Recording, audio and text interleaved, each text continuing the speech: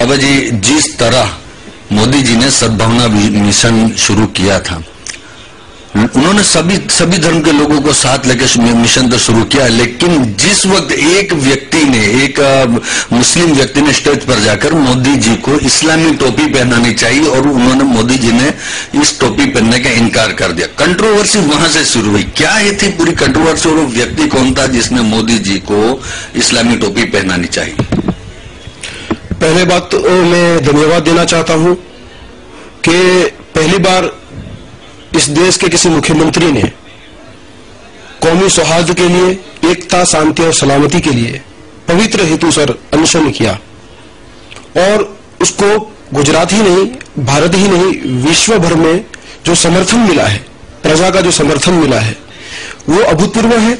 और ऐसे पवित्र हेतु के अंदर जब कांग्रेस ने ये देखा कि मुसलमानों की बड़ी तादाद, हजारों की तादाद में डॉक्टर, वकील, इंजीनियर्स, उलमाए किराम, यहां तक के सूफी सादाते किराम उसमें शामिल हो रहे हैं, तो कांग्रेस में बौखलाहट थी। क्योंकि इसी महीने के 3 तारीख को हमने सूरत में भी जो कार्यक्रम किया था, उसमें 200 मुस्लिम कॉर्पोरेटर्स, जिसमें से करीब 50 से ज्यादा लोगों को नरेंद्र भाई ने चेयरमैन, वाइस चेयरमैन बनाया हुआ है, वो सब जो यहाँ सम्मेलन में आए थे, उसकी सफलता को देखकर कांग्रेस को यह लगा कि गुजरात में जो मुसलमानों की परिस्थिति को लेकर वो भारत भर में दुष्प्रचार कर रहे थे कि यहाँ ये हो रहा है, अन्याय हो रहा है। अब जो 200 मुसलमान यहाँ जीत के आए कॉर्पोरेशन में, पता ही चला कि लाखों की तादाद में मुसलमान नरेंद्र भाई की विकास यात्रा में जुड़े हुए हैं। तो इससे कांग्रेस में जो बुखलाहट थी कि अब ये जब भारत के मुस्लिमों को पता चलेगा तो इसका सीधा प्रभाव 2014 के इलेक्शन में पड़ेगा। इसलिए कांग्रेस किसी ऐसे मौके की तलाश में थी कि किसी तरीके से कोई भी कंट्रोवर्सी खड़ी की जाए। इसीलिए उन्होंने वो जो आए थे, उनको जो शख्स टोपी पहनाने की बात कर रहे हैं, वो शख्स न कोई सूफी है न इमाम है। वो हमें पता चला है कि ठासरा के किसी एक मामूली गांव के एक मामूली व्यक्ति है जिनके ताल्लुकात कांग्रेस के कुछ नेताओं के साथ है, और उन्होंने अहमदाबाद के किसी ऐसे कार्यकर के साथ जो कुछ यासीन नाम का था, उसके साथ मिली जुली भगत के तहत ऐसे इंसान को गलत तरीके से स्टेज पे भेज दिया। और हमारा तो ये फर्ज बनता था कि कोई भी ऐसा आता है, सम्मानीय ज़ईफ बुजुर्ग आता है, तो हम उसको सम्मान करके वहां ले जाए। पहली बात तो आप देख सकते हैं कि वीडियो रिकॉर्डिंग में वो सूफी संतों की लिस्ट में कहीं नहीं है, न स्टेज पे बैठे हुए थे, न आलिमों की लिस्ट में बैठे हुए थे। एक बार तो उनको सिक्योरिटी वालों ने निकाल दिया, दोबारा वो आ गए। तो अगर कोई चीज सीएम को देना है तो Z+ सिक्योरिटी के कानून के तहत पहले उसकी चेकिंग करानी चाहिए। और मैं ये मानता हूं कि किसी भी हिंदू को धर्मनिरपेक्ष कहलाने के लिए टोपी पहनने की या मस्जिद में जाने की जरूरत नहीं है। ये हमारा कार्यक्रम जो है ये सद्भावना के लिए है।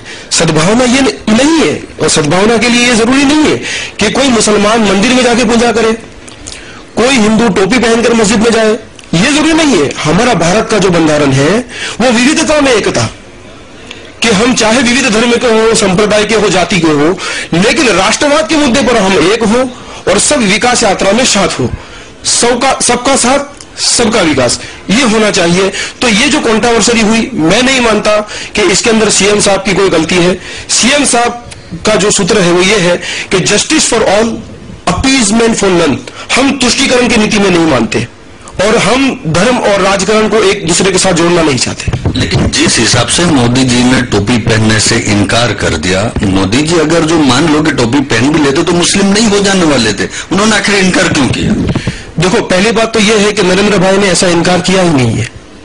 उन्होंने कोई जेब से चीज निकाली, हो सकता था कोई संदिग्ध चीज हो, तो मैंने, आप देख सकते हैं, मैंने उन्हें इनकार किया।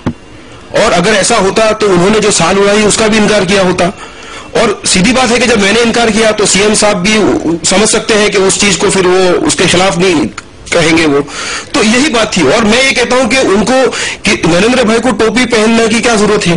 क्या कांग्रेस के नेताओं ने आज तक, आजादी से लेकर आज तक 55 साल में टोपियां पहनकर मुसलमानों को टोपियां नहीं पहनाई?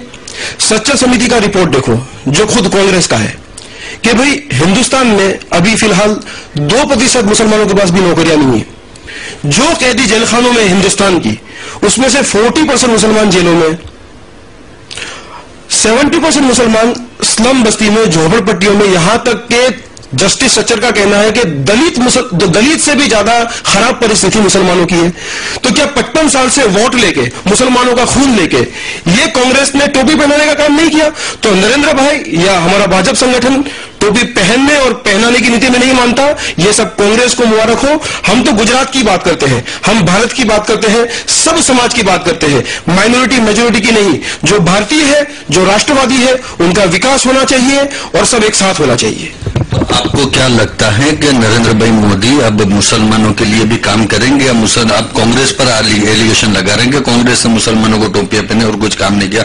गुजरात में या नरेंद्र भाई मोदी के राज्य में मुसलमानों का विकास होगा? बिल्कुल होगा, बल्कि हो रहा है। और हम भी कह रहे हैं, यही सच्चा समिति का रिपोर्ट कह रहे हैं कि गुजरात के मुसलमान सबसे ज्यादा सुखी हैं। यहां 8 साल से दंगा फसाद नहीं है। कांग्रेस के शासन में क्या होता था? देखो, 15 दिन महीने में कोई ना कोई एक दंगा फसाद होता था। और कांग्रेस वालों को कहो कि तुम्हें क्लीन चिट किसने दी भाई? तुम्हें कौन से नेताओं ने क्लीन चिट दी? हमारे नरेंद्र भाई तो सुप्रीम कोर्ट तक गए और सुप्रीम कोर्ट तक इम्तिहान देकर कामयाब होकर आए। तुमने आज तक आजादी से लेकर 17,000 दंगा फसाद हुए हैं, उसमें 92 भी है, उसमें 69 भी है, 84 भी है। कांग्रेस ने कोई हिसाब दिया? कांग्रेस के किसी नेता ने इम्तिहान दिया? हम तो सुप्रीम कोर्ट तक इम्तिहान देके आए हैं। और 93 के अंदर कांग्रेस की ही महाराष्ट्र सरकार ने जो श्री कृष्ण पंच का अहवाल है, जिसमें दोषियों को सजा करने की बात थी, क्यों कांग्रेस के मुख्यमंत्री विलासराव देशमुख ने उसे ताक पे डाल दिया? तब कांग्रेस के नेता कहां गए? जब तुम कहते हो कि हम मुसलमानों के मसीहा है, जब तुम्हारी ये नीतियां कहां गई? और मैं ये कहता हूं कि हैदराबाद में जो ब्लास्ट हुए, मक्का मस्जिद में जो ब्लास्ट हुए, जहां कांग्रेस की सरकारें हैं, वहां 2006 के अंदर निर्दोष मुसलमानों को आतंकवादी बताकर जेल में डाल दिया गया। आज अभी जजमेंट आए हाईकोर्ट के कि वो निर्दोष थे। एक तो उसमें 700 दूर था, दूसरा जेल में था। तो कांग्रेस की सरकार निर्दोष मुसलमानों को आतंकवादी बनाकर जेल में डाल दे, ये टोपी पहनाने की बात नहीं है। हम ऐसी टोपी पहननी और पहनाने की नीति में नहीं मानते, हम राष्ट्रवाद की नीति में मानते हैं। और नरेंद्र भाई ने साफ कहा है कि जो भी हो, हिंदू हो, मुस्लिम हो, किसी भी न्यात जात का हो, जो भी राष्ट्रवादी है, जो भी सच्चा गुजराती है, हम उनके साथ हैं और उनका विकास होगा। गुजरात फिलहाल विश्व के अंदर 2nd नंबर पर है, 1st नंबर पर जाएगा और नरेंद्र भाई भारत के वड़ा प्रधान बनेंगे और भारत महासत्ता बनकर रहेगी। अक्सर पिछले कई साल से देखा गया, जब से गोधरा कांड हुआ है, नरेंद्र मोदी जी की एक इस तरह छवि है तो जैसे वो माइनॉरिटीज के विरोधी हो, इस तरह की छवि सामने बनकर आई है। तो क्या लगता है इस तरह की सद्भावना से उनकी छवि साफ हो जाएगी? देखो, आज लोग ये कह रहे हैं, तरह तरह के इल्जामात मोदी साहब पे लगा रहे हैं।